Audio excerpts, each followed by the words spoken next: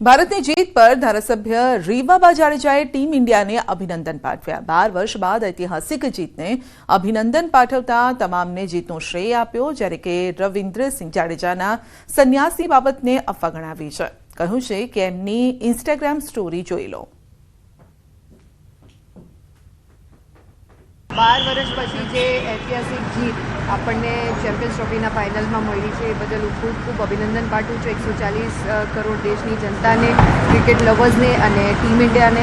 અને ખૂબ સરસ રીતે આપણે થ્રુ આઉટ ધ ટુર્નામેન્ટ રમ્યા અને દેન ફાઇનલમાં જે રીતનું પ્રદર્શન ટીમ કોમ્બિનેશન અને દરેક ઇન્ડિવિજ્યુઅલ પ્લેયર્સે કરેલું, તો આ જીતનો શ્રેય એ તમામને જાય છે, એટલે ખૂબ ખૂબ અભિનંદન। 14 મહિલા CISF અધિકારીઓ સહિત 125 જવાનોનો કાફલો દેવભૂમિ દ્વારકા પહોંચ્યો।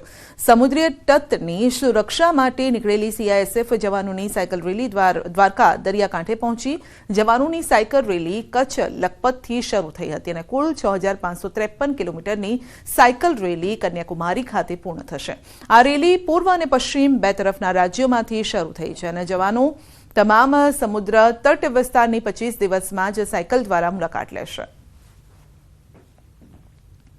इस रैली का मकसद है कोस्टल जनसंख्या जो है, तटीय क्षेत्र में रहने वाली जनसंख्या है, उसमें सुरक्षा के प्रति अवेयरनेस को लेके आना। इस रैली का मोटिव है सुरक्षित तट समृद्ध भारत। क्या क्या सुरक्षा के चैलेंजेस एक तटीय क्षेत्र में हो सकते हैं, इसके बारे में उनको अवगत कराना और किस तरीके के चैलेंजेस से वो ओवरकम कर सकते हैं ताकि हमारा देश जो है सुरक्षित रहे और समृद्ध बन सके। वापी महानगरपालिकाમાં આસપાસના 11 ગામોનો સમાવેશ કરવામાં આવ્યો છે, તેમાંથી નામધા લોકોએ વિરોધ કર્યો છે। વાંસાના ધારાસભ્ય અનંત પટેલની આગેવાનીમાં ગ્રામજનોએ મહાનગરપાલિકા ખાતે ધરણા કર્યા અને નામધા ગામનો મહાનગરપાલિકામાં સમાવેશ ન કરવાની માંગ કરી છે અને સતત ચોથી વખત અનંત પટેલની આગેવાનીમાં વાપી મનપા સામે વિરોધ પ્રદર્શન યોજ્યું। આગામી સમયમાં મહાનગરપાલિકા દ્વારા આજુબાજુના ગામના લોકો સાથે ચર્ચા નહીં કરવામાં આવે તો આંદોલન વધુ ઉગ્ર બનશે તેવી વાત કરી। ગેરબંધારણીય રીતે ગામના લોકોને અંધારામાં રાખીને ગામને મહાનગરપાલિકામાં જોડી દેવામાં આવ્યા, એનો વિરોધ અમે ચોથી વખત કરી રહ્યા છે।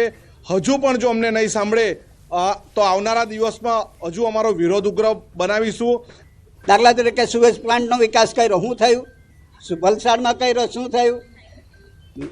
ડમ્પિંગ સાઇડ ઊભી કરી, કચરાની ઊભી કરી, શું થયું?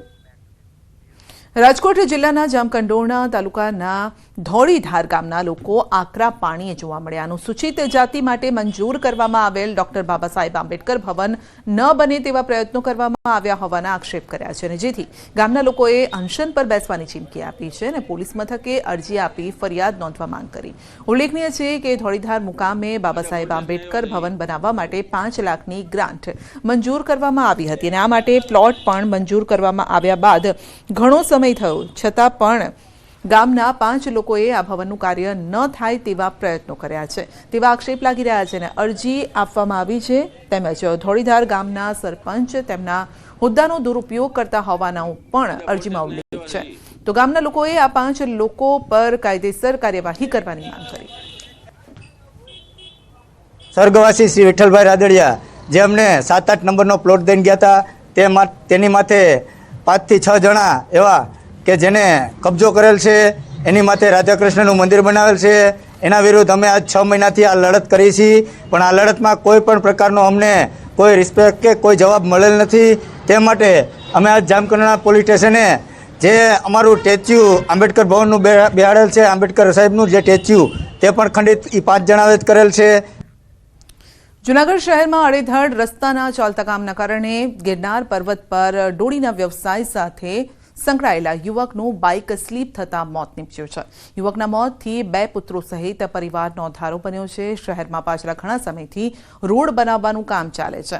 વિપુલ જાધવ સવારે 5 વાગે ગિરનાર જતા હતા ત્યારે ખરાબ રોડને લઈ તેમનું બાઇક સ્લીપ થઈ ગયું। માથામાં ઈજા થતા ઘટના સ્થળે મોત થયું છે।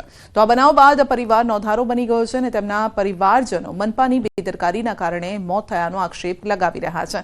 સાથે MLA MP તેમજ સરકાર સહાય કરે તેવી માંગ છે।